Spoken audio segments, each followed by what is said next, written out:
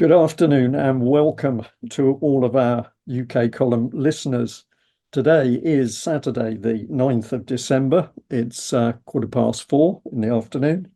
And my goodness, we've just had an incredible clap of thunder, huge downpouring, lots of torrential rain. Luckily, it's eased off, but I know that the local river is a raging torrent. The farmers' fields are all flooded. And no doubt this will signal a drought for 2024. Maybe that's a bit cynical. We'll see. Now, I'm delighted to have Debi Evans with me this afternoon. I've worked together with Debi for a very long time in UK column, and she's done some really fantastic work. But I decided that over the Christmas period, I wanted to put out some interviews with women, real women, adult females that have stood up to be counted, and they're not pulling any punches. They're not happy with what's going on. And so Debi is one of the ladies who's agreed to be interviewed by me. And I'm calling these women Gutsy women. So that's your introduction, Debi. Welcome. Oh, thank you very much indeed for that, Brian. I think my children actually call me Gobby Granny because I don't, I don't think sometimes they wince because I do go down some rabbit holes that other people might not want to. But it's just ironic, isn't it, that as we're sitting here and the rain is absolutely pouring down, it was actually floods that introduced us in a way. And one of the campaigns that I've been on for the last 20 years is one of water and sewage, and I'm sure we'll come on to that. But that's one of my feisty personality traits, if you like. I'm a bit like a terrier, and once I'm on a mission, I tend not to let go. Okay, well, maybe we can change events here because I was thinking about the title. I went for Gutsy Women, but do you think it should be Feisty Women? I knew it couldn't be women with balls because that would take us into No. very difficult transgender territory. So do you think feisty is better than gutsy? I don't know. I don't know how other people perceive the word feisty.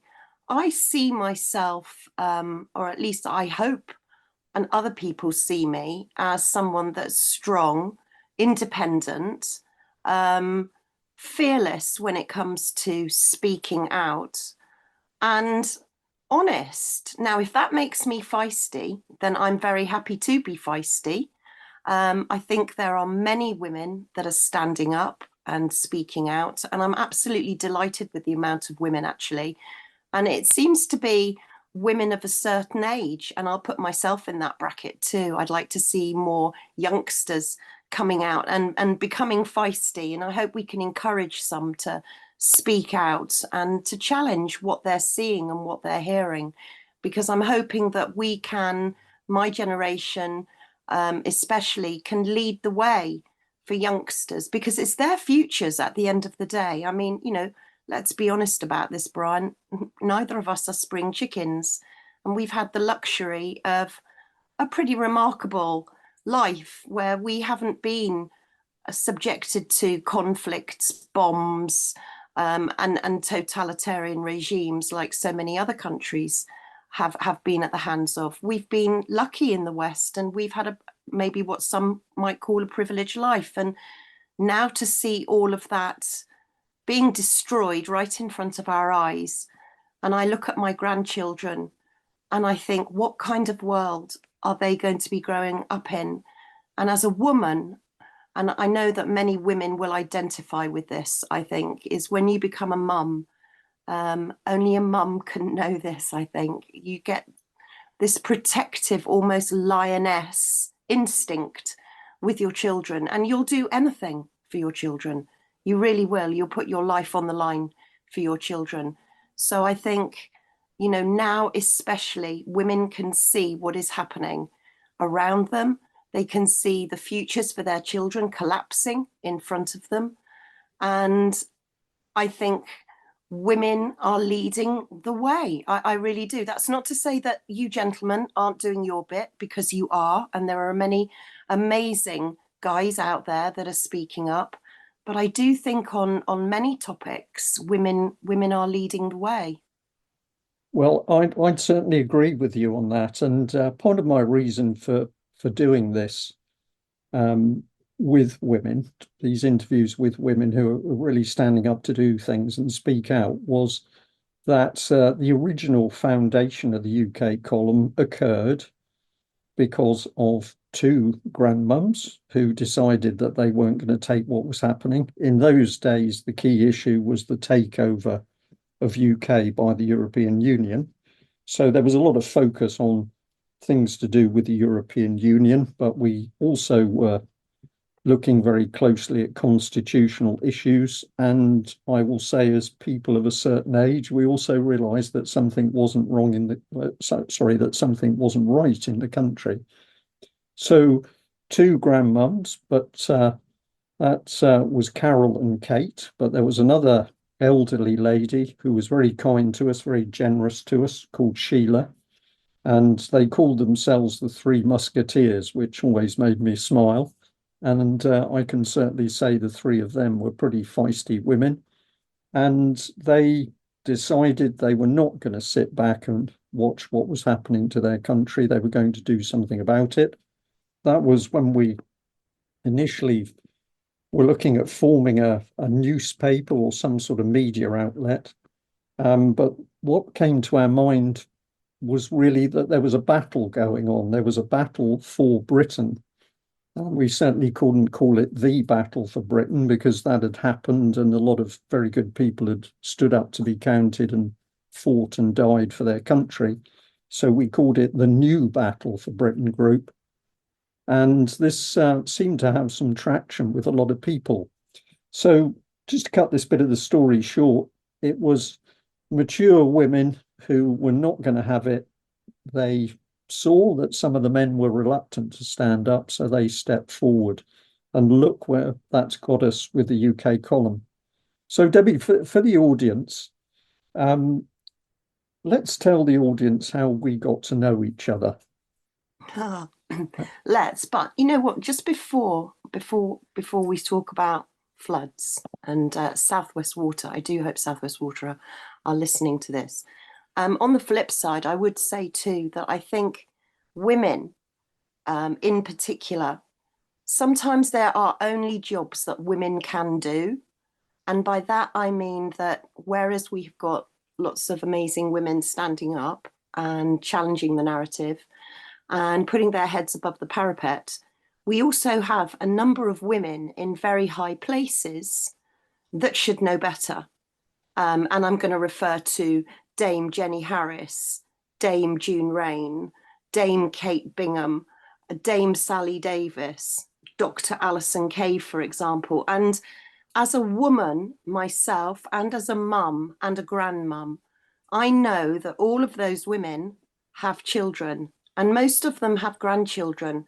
And I know what I was taught when I was pregnant, when I was a young mum, and how these people in the positions that they're in can ignore all the red flags that they have been shown by all of us is just simply beyond me. So yes, we have some amazing women that are standing up, and it's only women like that, I think, that can challenge those women in high places, not just on what they've done, but on the moral and the ethical debate on how could you, as a mother, as a grandmother, witnessing, knowing about thalidomide, knowing about teratogenic medicines, knowing about the history, how could you allow this to happen?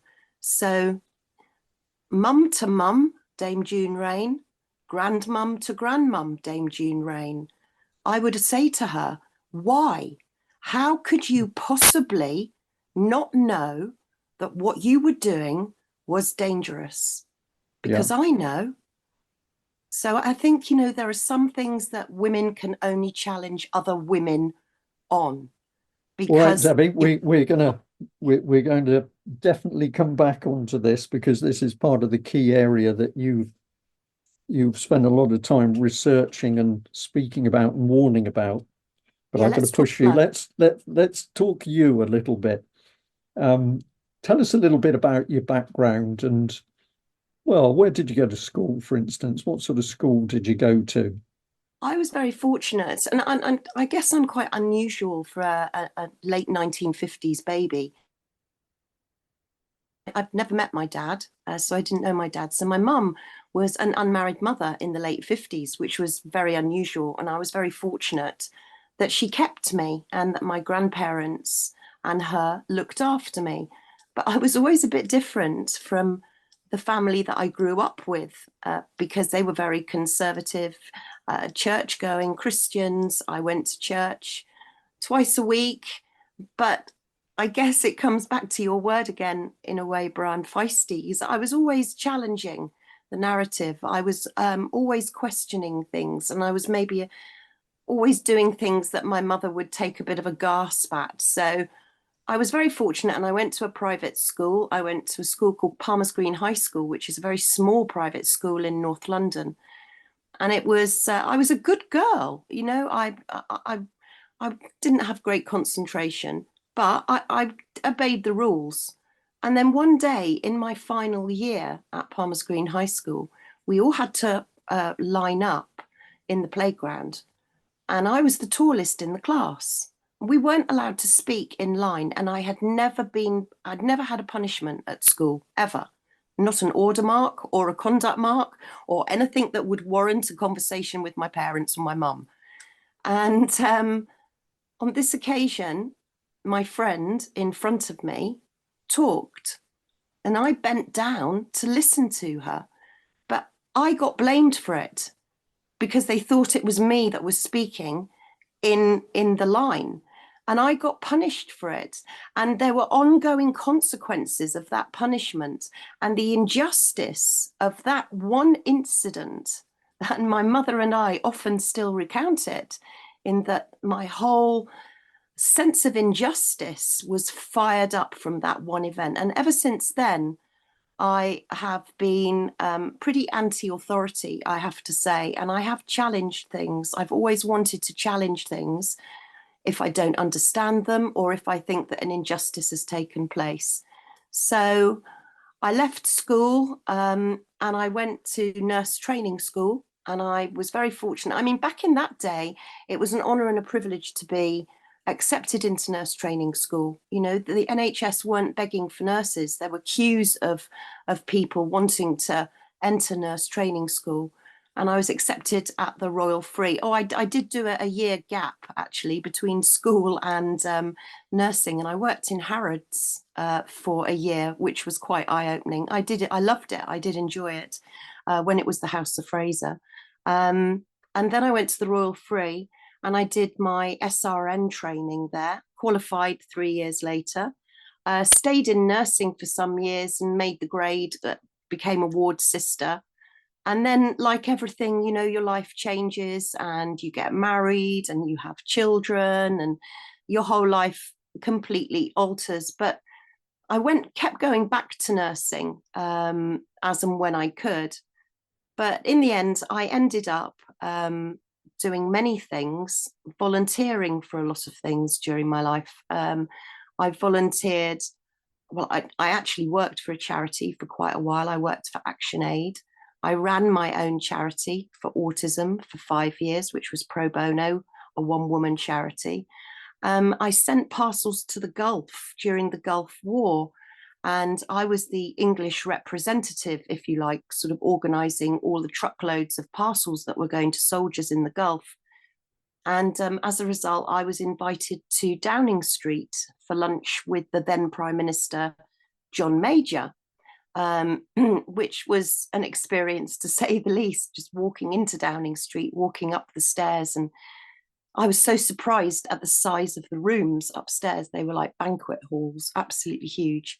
So I've done lots of volunteering and I've done lots of work helping people that have had bad things happen to them, or underdogs that haven't been able to fight their own battles without a bit of help.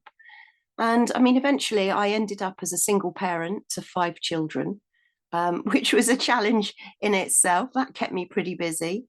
And all my kids are on the autism spectrum, which presents yet more challenges, or at least did.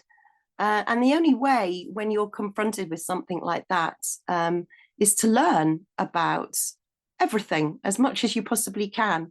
And that's really when my learning journey started, with research. And since then, I've been a complete researchaholic and spend 18 hours of 24 hours researching. So autism was my first research specialist subject. Debi, if I can just come in here and say, I know that the autism subject was one that you really had to fight very hard for your children, because there were incidents that you had to really work very hard as a parent to keep your family together. Are you able to tell us a little bit about that? Yeah, sure. I mean, the first time, I mean, it's been very interesting actually listening to all of your work and listening to the interviews that have been coming up on UK Column from people that have gone through the whole child protection journey, family courts, CAFCAS, because this has been going on for decades. I first came into contact with child protection because of autism spectrum conditions back in 1996. And one of my kids was particularly hyperactive, and he was deemed disruptive at school. And they kept looking at me as if it was my fault, as though I was doing something to him at home that was having an effect on his school life. And I was trying very hard to get him support, because he was nonverbal till he was 7. So he didn't speak and people couldn't really understand what he was saying.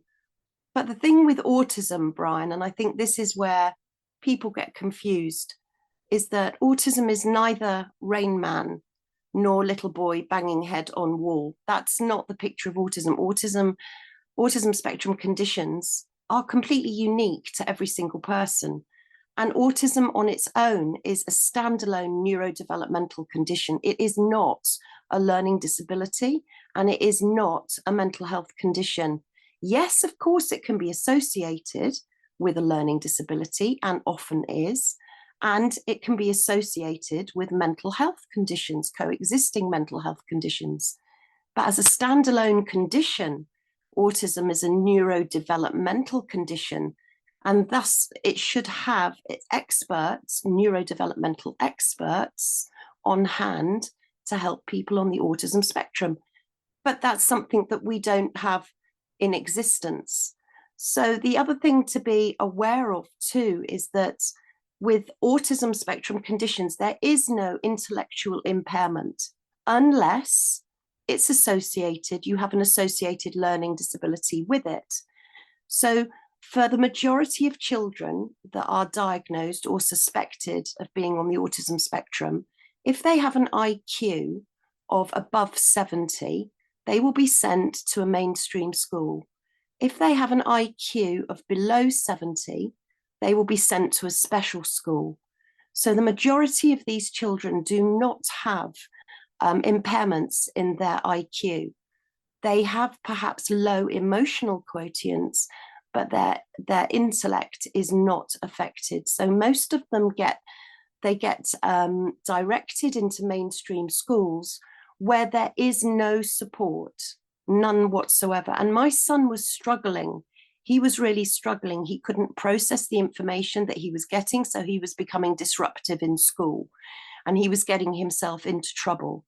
And I fought and fought and fought to get him support and help. The more I fought, the more I raised not the alarm, but if you like, I just raised the questions, the more I became demonized. And as a single parent, I found myself a target. And it would seem from, I've had many years looking at child protection since and looking at the system, and it would seem that many single mums get targeted. And I was one of them. And without giving us too many personal details, but how long did it take you to go through that battle until you'd got the state system away from your children? Oh, it was absolutely extraordinary. I mean, autism, in my opinion, is a genetic condition. And so my son was born on the autism spectrum. He wasn't diagnosed on the autism spectrum until he was 11 years old. And for the whole time, really from when he went to kindergarten, in infant school, when he went to year one and nursery, that was when the problems started arising, because we had no problem with him, although he was a handful, I will admit, and he will admit that now. You know, he's a very successful young man now, and he's doing very, very well, but he'll admit that he was challenging as a youngster. But I fought and fought, and the more you fight, the more you ask for help, the more you get demonized, and the more they decide, well, we don't know what it is that's causing this issue, so it must be you. So then they start to attack you, and it doesn't matter what you do. You can be polite, you can be reasonable, you can be measured. It doesn't matter. They will still put the blame on you, and you end up with social services on your doorstep. It's almost, well, I call them the domestic police. I've never had a good experience with social services, and I've had a couple. But what this resulted in was a child protection meeting. You know, I got summons to a child protection meeting, and it was only then that I discovered how aggressive and how abhorrent these child protection meetings were. The parents have got no rights at all. You get summons to a child protection meeting, you get accusations thrown at you, and you get documents through the post or put on your table, served to you to tell you to turn up to a child protection meeting. You have no way of taking support with you. You're allowed to have a solicitor, but the solicitor can only sit there and monitor, excuse me, the procedure. They're not allowed to speak for you. They're not allowed to defend you. They're only allowed to make sure that the procedure is a lawful procedure. And I can remember going into that meeting, and it was huge, Brian. I mean, you had somebody from every single discipline you can imagine, including the police. So you had child protection police, you had CAFCAS, you had doctors, you had teachers, you had psychologists, you had head teachers, you had social workers. Yeah, you name it, you had them around that table. I mean, when I went into the first child protection meeting, there must have been 14 people around that table, and every single one of them, except for one, every single one of them pointed the finger at me. Every single one of them attacked me. You're telling me off for being muted. This is an informal chat, so I don't mind. I've now unmuted myself. So, Debbie, how did you get them off your back? Because this for many people is the real issue. They get involvement with social services, and they are drawn into this system, and it is amazingly difficult for them to disengage and survive as an intact family. How did you do that and keep your children? I didn't listen to the advice that I was given, and the advice that I was given from pretty much everybody, family, friends, professionals, was just keep it quiet, do as they say, go along with what they say, don't rock the boat, you could lose your kids. That's what people were telling me to do. And at first I was scared. I was really scared. I was terrified that somebody was going to come through the door and take my kids. But I decided that I was going to provide evidence that my son was on the autism spectrum. We got allocated a caseworker who actually I got along with extremely well. And we agreed between us that I would smuggle. I wasn't allowed to take my son out of county. I wasn't allowed. Everything that I did had to be monitored. He was registered on the child protection register, and therefore I was under scrutiny. My daughter was removed at the time because she was seen to have been making the situation worse. So she went to my mother's. Luckily, she wasn't taken into care. That would never have happened. She went to my mother's. And my son was registered on the child protection register. because they wouldn't believe me when I said that he was on the autism spectrum. They absolutely refused to believe me. So I smuggled my son to a private consultant child psychiatrist in the dead of night, in the back of the car with blankets over him. I smuggled him out of county to Bristol from North Devon.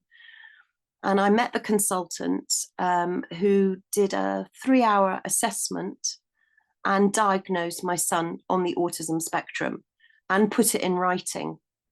So when I saw the caseworker the next time, I produced the letter from the consultant, and he wasn't surprised at all. But what he said was, even though you've gone to these lengths, this is a private consultation with a private consultant.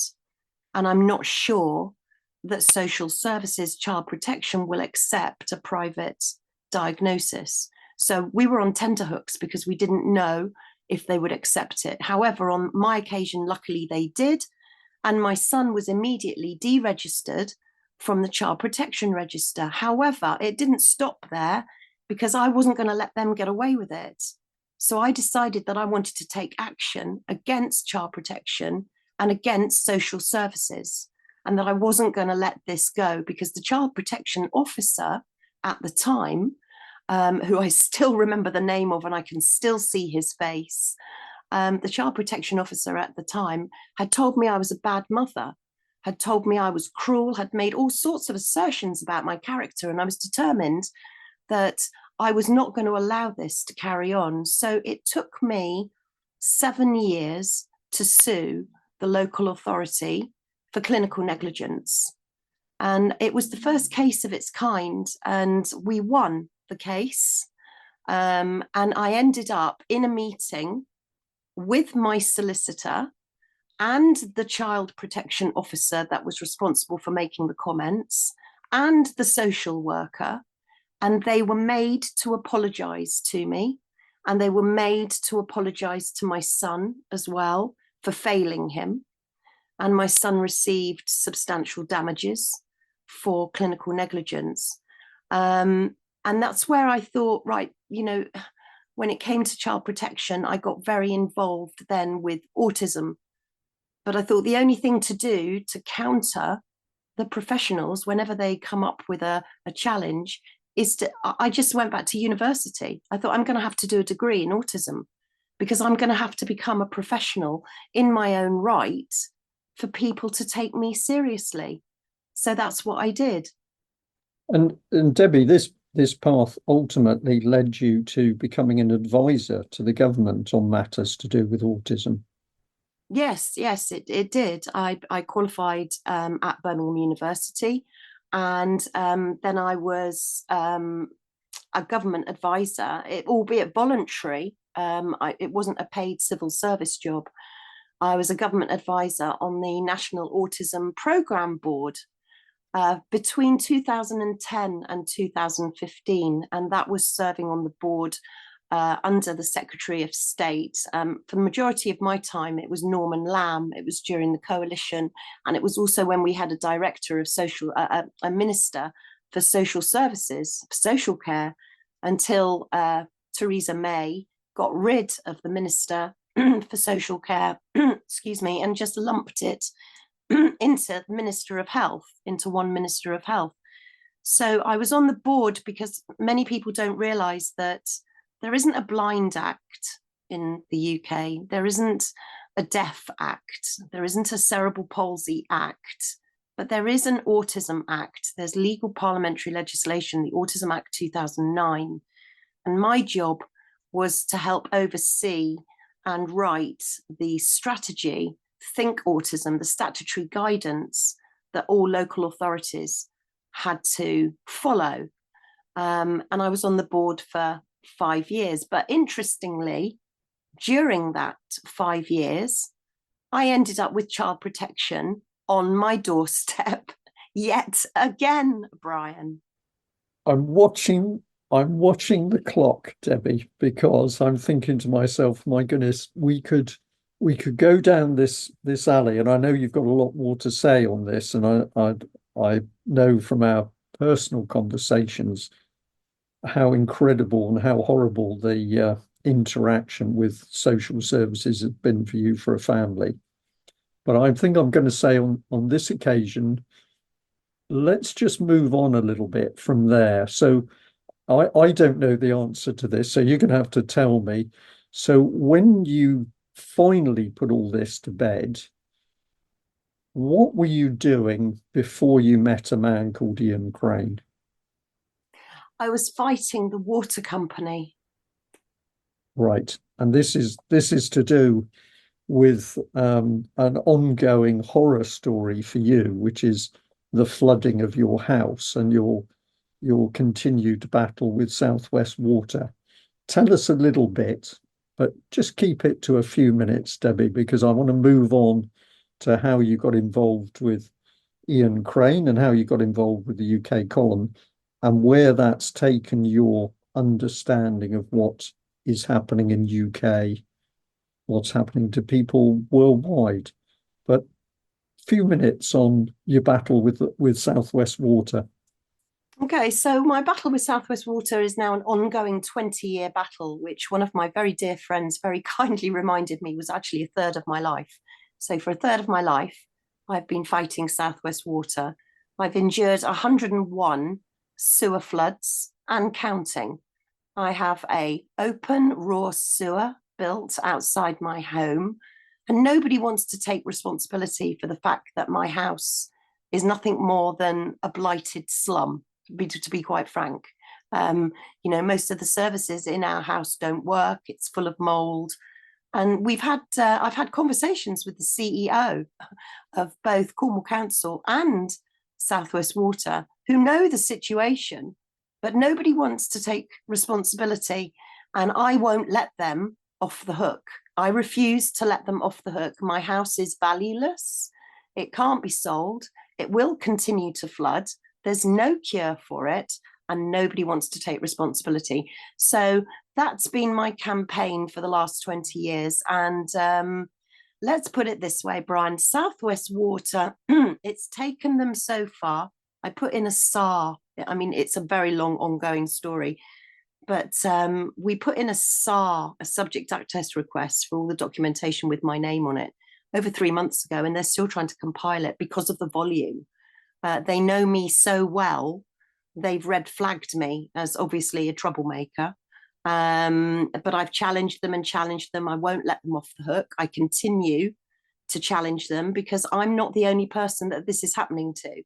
Many people that are getting flooded today don't live anywhere near a river. They don't live near the sea, and yet their properties are flooding with what they think is rainwater or flood water, but actually it's not. It's drains that are surcharging, and it's sewage. And I see more and more and more of it happening all over the country. So while we're talking about the rivers are polluted and we talk about organizations like Surfers Against Sewage, what we've got to remember is there is no legislation currently in the United Kingdom that protects homeowners if a water company floods them with sewage. There is no legislation. Anne Widdecombe has gone very deeply into it. There seems to be a lacuna in the law where no one wants to take responsibility. If sewage is poured into a river, then it's the job of the Environment Agency, aka the old Rivers Authority, to enforce. But if sewage pours into someone's house, the water company will blight your house, and worse still, they won't tell you. They'll put it on the Dirty House Register. That's called the DG5 register. You won't be told until you come to sell your house. And then when you come to sell it and a search is done on it, you realize that actually who's going to want a house that sewer floods? Southwest Water think that it's okay if they put a sewer alarm on my home, but homes don't have sewer alarms. They have burglar alarms. If you were to go to buy a house with a sewer alarm, Brian, would you buy it? Well, the answer to that has got to be no. And this is an amazing story of itself. And I hope that you will tell this story, Debbie, with me or whoever you feel comfortable with. But it's absolutely extraordinary. Because where does it come to? It comes to the fact that this nation Great Britain, the UK, that stands on the world stage preaching to countries, third world countries that can't feed themselves, haven't got proper infrastructure. Here we are in UK in 2023. I had the quip at the beginning of this recording that we had a heavy downpour, but what will happen next year is we'll have drought and a hosepipe ban. This is because we have not updated the reservoir infrastructure so that in this very wet and green land, we're not conserving water in a sensible and practical way. We're not building new reservoirs, we're not maintaining old ones, we're shutting some reservoirs down, and therefore we don't have water. So that is one crass neglect of infrastructure. But the other one is that we have not spent money on our water infrastructure, not the supply of fresh water to houses, nor dealing with grey water and sewage. It simply hasn't happened. And in Cornwall, and correct me if I'm not right on this, but I will say that in Cornwall, we have an interesting situation where there's an ongoing battle because South West Water and the local authorities don't know who is responsible for which particular segments of the existing sewage infrastructure. And so when there's a problem, they just spend weeks or months or years pointing fingers at each other saying, well, actually, it's your responsibility, South West Water. And South West Water points back to the local authority and says, no, no, no, this is your infrastructure. Or occasionally they agree and say, well, we don't actually know who owns the sewage water infrastructure. What a position for a leading world country in 2023. And the result when we get heavy rain is houses are filled with sewage like your own. It's incredible. Well, I can tell you that I mapped, myself and a friend, we mapped every asset in this whole ward of our constituency, all of it. We mapped British Gas, we mapped clean water, sewerage, electricity, British Telecom, you name it. We even mapped the adits, the rivers, the brooks. We South West Water still and Cornwall Council still use our maps as a guideline now for where their assets are. And I think what people need to remember is that the water companies are not statutory consultees for planning.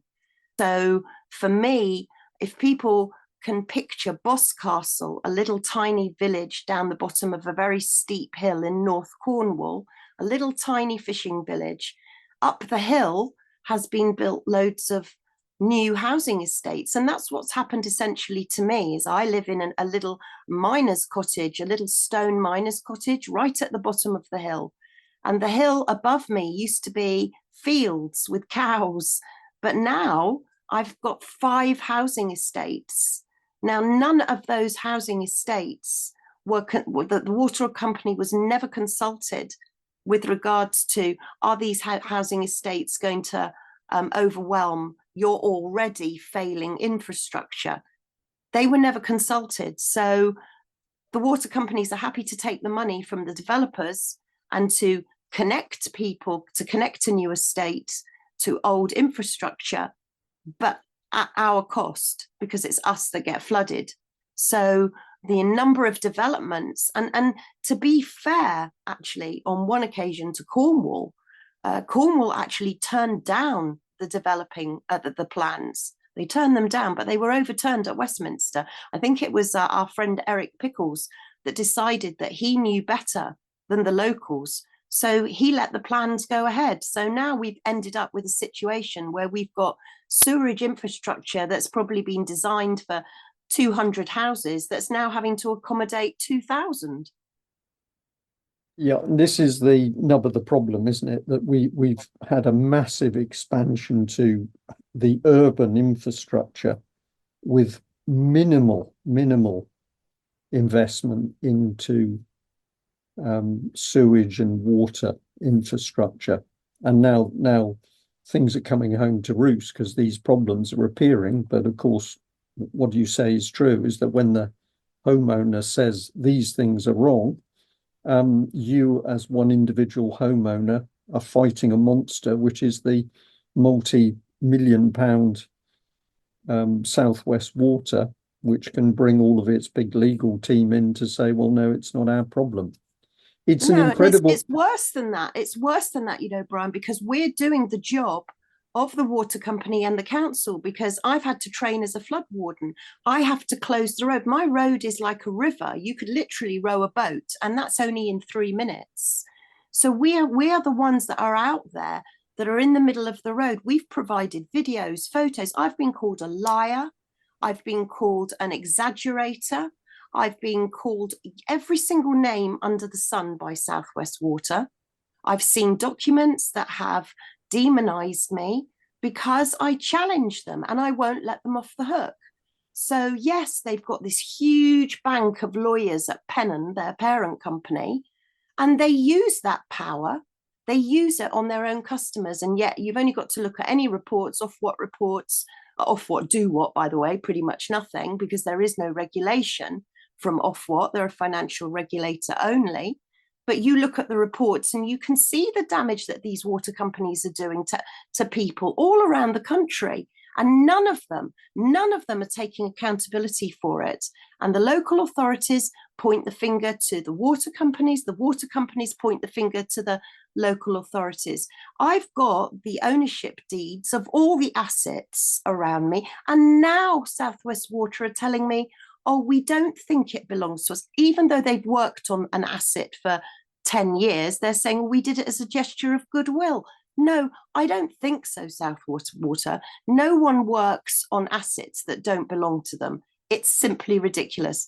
But all the time, they've allowed my community to live like this, frightened every single time it rains. We can't go on holiday. We can't go away. We can't. Every single birthday pretty much is ruined. You don't know what is going to happen next. If there's we get flood warnings 2-3 times a week. And you don't know if that flood warning is going to result in 6 inches of water in your home, whether you're going to be out of your house for 9 months. You can't invite people round. You can't go anywhere. Your whole life is on hold. People don't understand with floods. I feel so sorry for all the people that were flooded 3 months ago. And I saw a report on the news that said, they're hoping to be in their homes for Christmas. And I thought, no, you won't be in your homes for Christmas, because if your house is flooded, it's at least 6 to 9 months before your home is dry enough to even start to repair. And then you've got the fight with the insurance company. It just goes from one drama to another. The ongoing effects and repercussions and psychological damage are huge. But I don't know, maybe I've got a strong spirit and I just keep on fighting. Well, at the end of the day, you're a gutsy woman, Debbie. This is the key thing. So I would suspect there's quite a few people listening in, people who've seen you talking on UK Column, listen to what you have to talk about. Now they're beginning to understand the things that have happened that have made you into the woman that you are. And clearly you've never been a woman who's going to say, well, this is wrong. Oh, well, that's the way it is. You've been one of the people who've always stood up to challenge it. So these are things which have formed you, made you the person that you are. They're ongoing battles, but you've been able to do even more on top of that. And I'm going to push you because we got to get there. Ian Crane, somehow you got in touch with Ian Crane, or Ian Crane got in touch with you. Now, if people don't know who Ian Crane is, he was a lovely man who also realized that things were very wrong in the UK and the world in general. And he stood up to be counted by setting up talks, which started very small and then ultimately got to the stage where he could take over a very nice hotel for the weekend and fill that hotel with people who wanted to hear speakers talking about what was wrong, what was causing problems in UK and worldwide. And the wonderful thing for me is that when you went to one of those events, people were listening to very serious subjects very often. very serious subjects, some of them quite dark in the talks. And yet, when the people socialized at coffee time or maybe in the evening in the bar, you could just hear people laughing and talking and interacting with each other. Sadly, Ian isn't with us anymore. But Debbie, I never did know how did you get in touch with Ian Crane? Do you know what? It was one of those things where it just happened. And my great friend, and I will name her because it was really down to her, Mel Sheridan, who's also had huge problems with Southwest Water. She phoned Ian Crane one morning and spoke to him. And she said to me, "You should phone him." And his number was online. It was very easy to get in contact with him. And I thought, it can't be that easy, surely. And I picked up the phone and I dialed the number, and Ian picked up. And I was really surprised that it was him on the end of the phone. And I just explained who I was. And I said, I'm having an absolute nightmare with the water companies. They're corrupt to their bootstrings. They're cruel.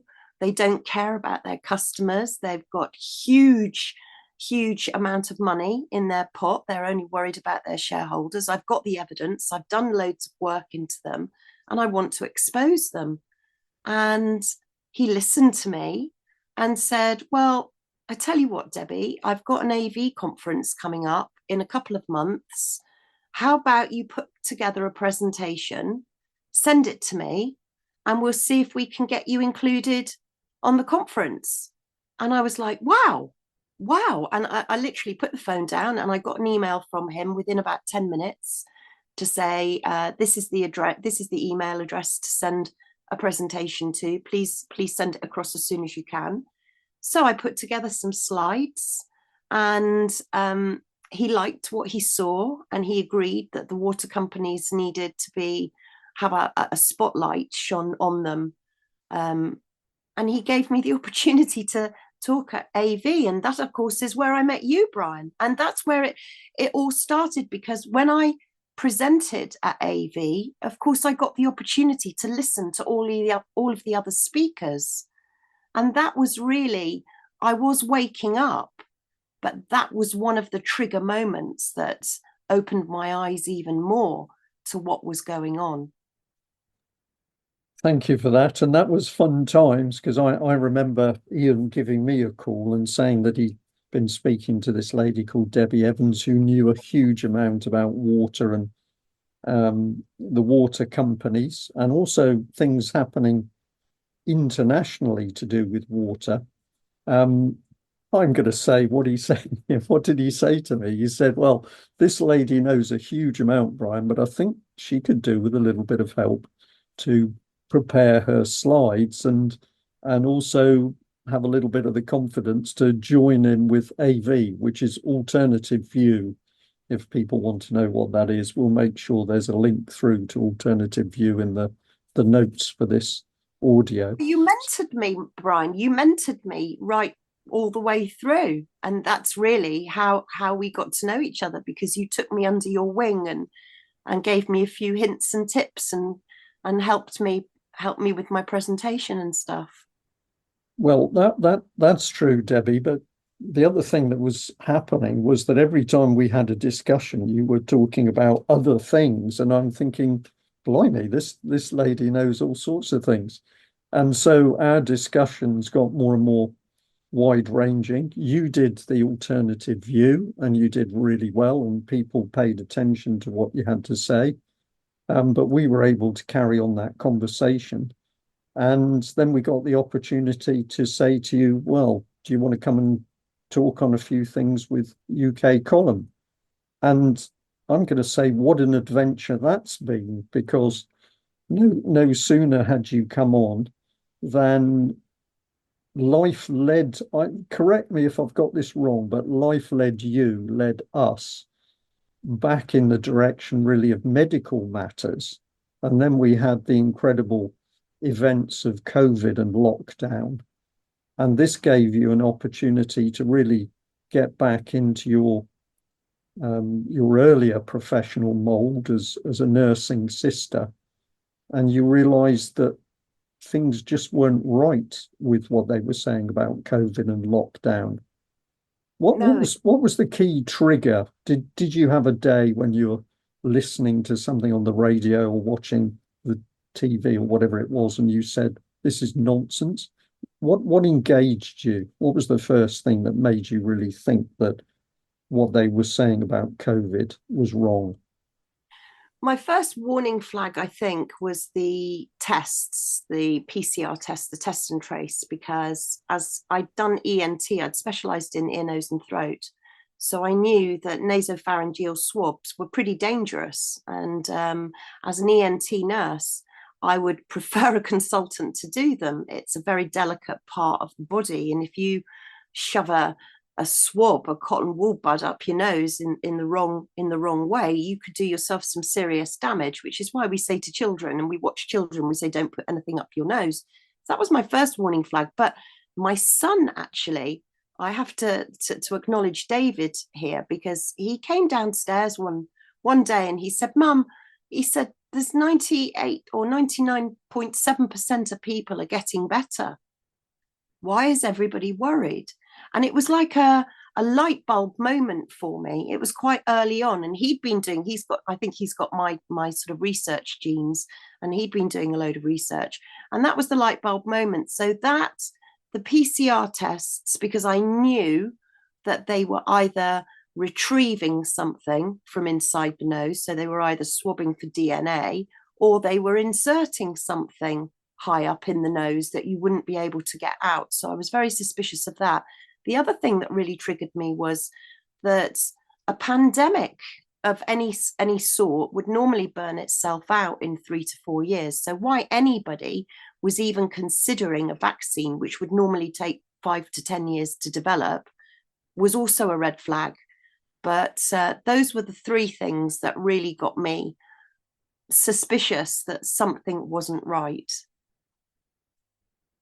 And that led on to you interacting, coming into contact with other people who were doing amazing research and saying some pretty amazing things. And one name that comes to me instantly at this point is a lady called Anne-Marie Yim. I knew you were going to say Dr. Anne-Marie Yim. What an absolute trooper she is. And yeah, you're absolutely right. You know, I jumped on Telegram one evening, and you told me about these lines that you could talk to loads of people on a Telegram chat. And there was a chat talking about COVID, the vaccines, the rollout with Dr. Anne-Marie Yim. And I happened to catch this conversation on Telegram. And as a result, I messaged her.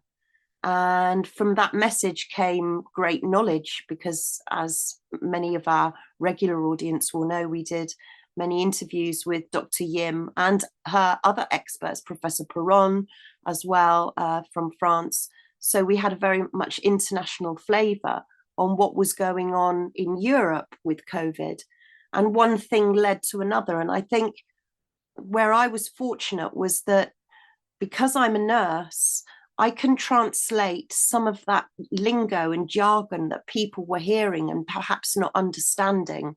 So I could translate it and make it more simple for people to understand. So yes, Dr. Anne-Marie Yim, Professor Perron, Harvey Seligman, all of those interviews can be found still on the UK column. And I mean, how right were they? You know, I remember Dr. Seligman saying right at the beginning, Brian, talking about shedding, for example, and he was studying the Pfizer data in Israel. This was right from the get-go. So we were well ahead of the curve. And, you know, taking yourself back to when you interviewed Nicola and Tony, we were well ahead of the curve then. We were seeing serious adverse reactions from very early on, even before other people were seeing them. And looking at the NHS long-term plan, as I did in great depth, and seeing what was coming in the future and what is happening now, is something that's fundamentally completely different from the NHS that I trained in. So everything that I am familiar with, everything that rings home with me, that I feel safe with, that's not happening in the NHS at the moment. And I'm horrified, because for nurses of my generation, and I can imagine there'll be quite a few listening today, and they'll be saying exactly the same. It was not like this in my day. And the change has been phenomenal. I mean, it's completely different to how it was then. And what you're talking about there is the whole of the medical system, but in particular the NHS. Yeah, the NHS is it's unrecognizable. It's completely unrecognizable. Not only do you not know who you're seeing when you go in, you don't know what you're being told, you don't know if you're going to get seen. When I trained, the patient was always the center of our radar. It was patient-centered care. And today, the NHS is not functioning as a health service at all. It's not providing a service to people. What it's actually doing is making people sick, in my opinion. You know, it's making people sicker than they should be. And it's not offering them the correct help and treatment that they're needing quickly enough. So we're spending all of this money in this country at the moment on testing everybody for cancer, testing them for disease, testing them for viruses. And then what do we do with them? When we do discover that there is a problem, we put them at the end of a 7.8 million waiting list. So we're happy to test healthy people, but we're not happy to treat those ones that need help. And in particular, you know, those that are suffering with serious adverse reactions.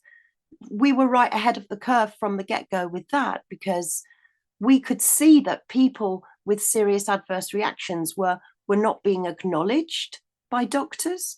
They weren't being seen by professionals.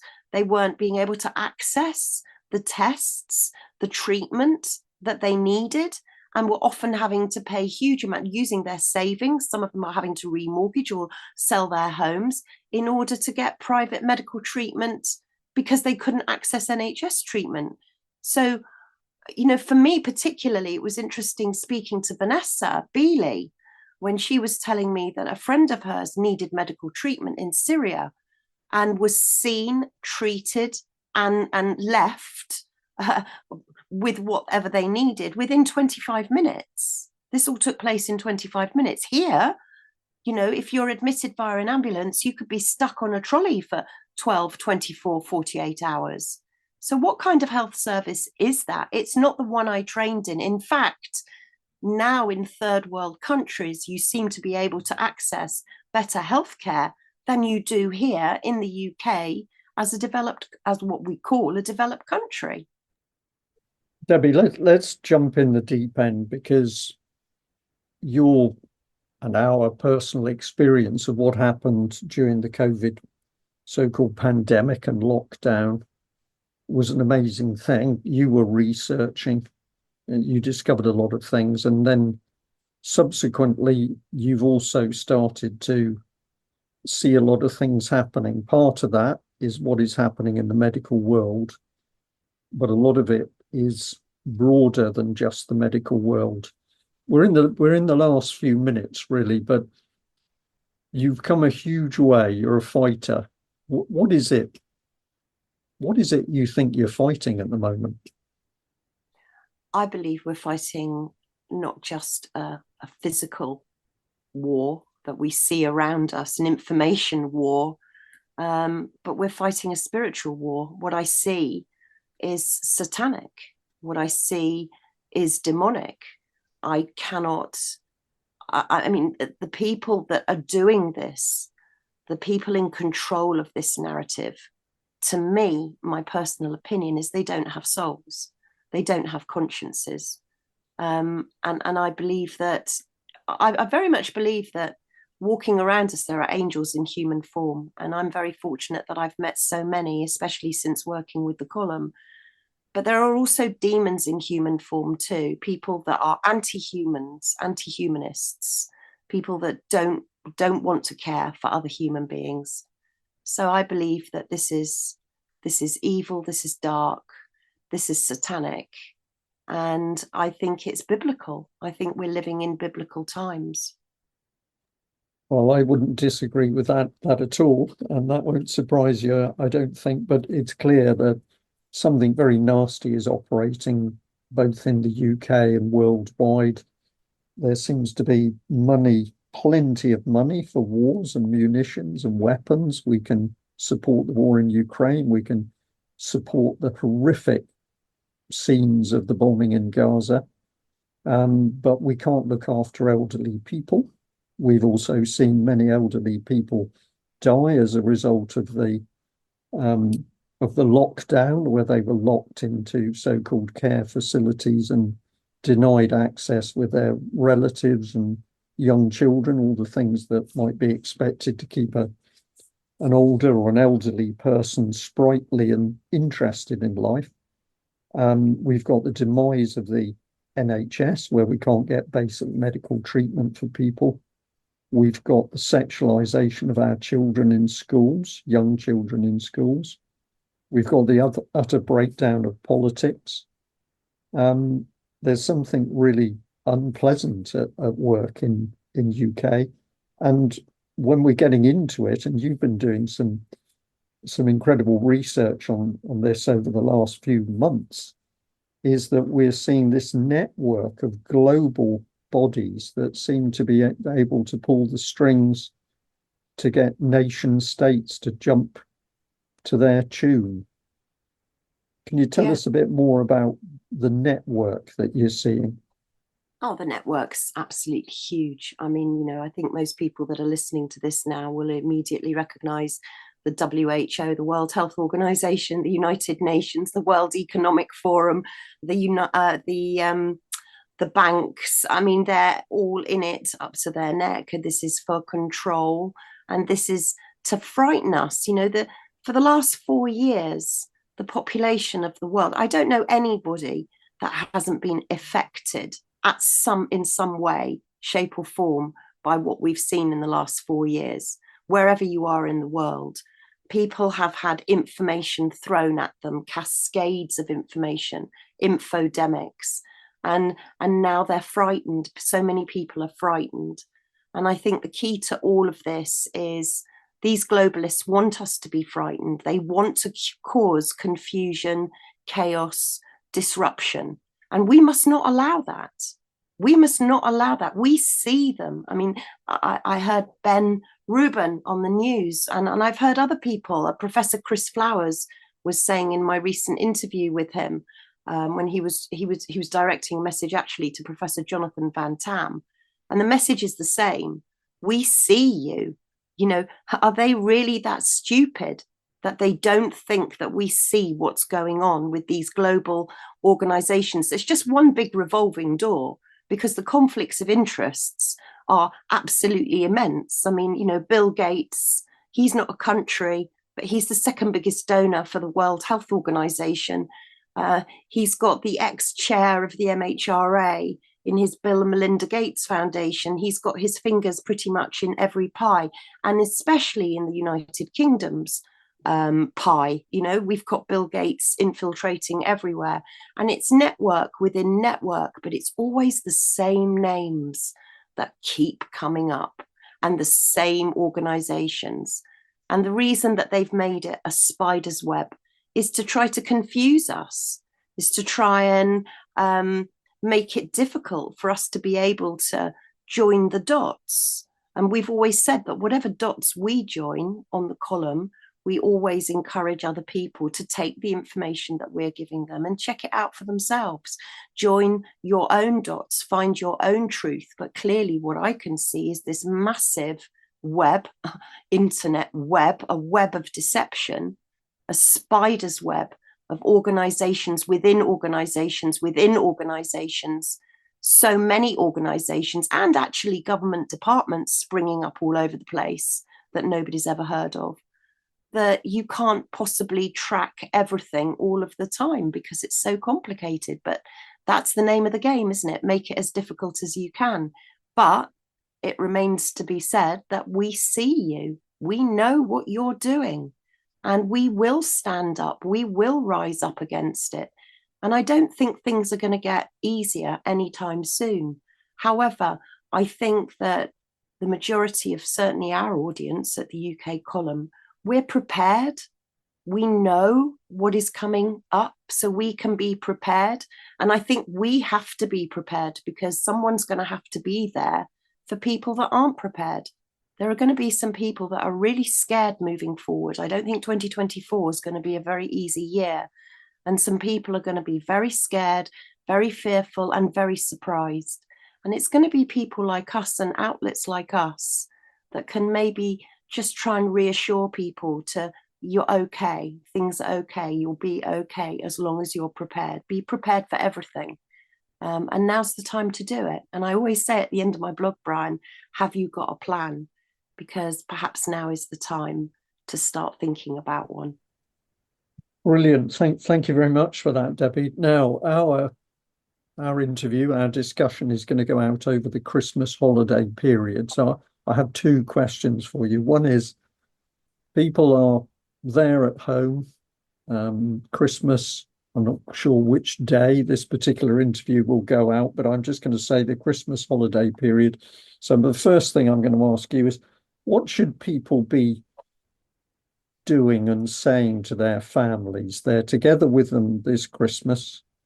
What would you suggest people should be doing as families and friends who are together at the Christmas holiday period?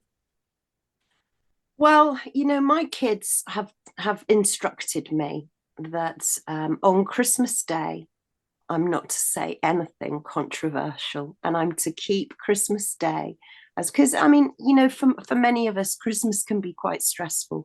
You've got people coming from all over the place. You on a time, it all has the turkey done and dishing everything up on time, and it can be quite busy. So my kids have said to me, Mum, can we just make Christmas Day a day where we enjoy each other and we respect each other's opinions and we don't say anything and we just enjoy being a family for the day and we forget about all of this just for one day? And so I've promised that I won't talk about anything that could be considered controversial or upsetting to anybody on Christmas Day. That doesn't mean to say, though, on Boxing Day I can't. And I think what I'm finding now is that more people than not are asking questions. And very often something will come up in a conversation that you don't need to bring anything up. And you just listen to what they're saying and then gently, really gently talking about what actually is happening and asking questions. There's nothing quite as, it diffuses everything if you ask somebody a question. If you say, what do you think about what's going on at the moment? Or do you think they're going to get rid of cash? And get that other person's opinion. And then you've got the start, the icebreaker for a conversation. What I've learned is, because I'm quite gobby, is that I've got to learn to, with my family, shut up a little bit, because they get a bit tired of me going on and on and on. So I think I've learned to hold my tongue at certain points and discern who's the right person to tell, when's the right when's the right time, but certainly have those conversations. And if nothing else, refer people to the front page of the Times this week, because if Oliver Dowden's saying get prepared and buy your candles, that's always a conversation breaker. Are you going to buy your candles? Have you bought torches? Well, the Deputy Prime Minister says we should. What do you think that's all about? Try to make the conversation as friendly and as gentle as possible, and don't make it hostile, because we're living in hostile times. We don't need to make them worse. Brilliant. Now, the last question is, what do you say as a gutsy woman to other women out there to get them to stand up and fight? What do you say? I say to every single woman out there, you know deep down that your children's future is in jeopardy. Your grandchildren's future is in jeopardy. Your cousin, your sister, we've all got children in our family. We owe it. We owe it to the next generations coming along. We have to stand up to tell the truth. We have to say no women, stand with me and just say no. Be brave.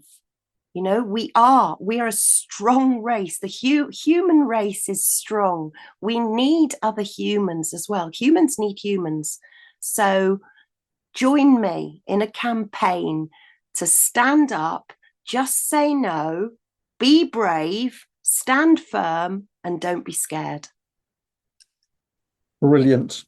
Let's end there. We're going to say thank you very, very much to all the UK column listeners who've joined us today. It's been fascinating to hear you talking about yourself, Debi, and the amazing life that you've had. You've come through all those trials and tribulations, and here you are at the end of 2023, still fighting, and we're delighted to have you as part of the UK column team.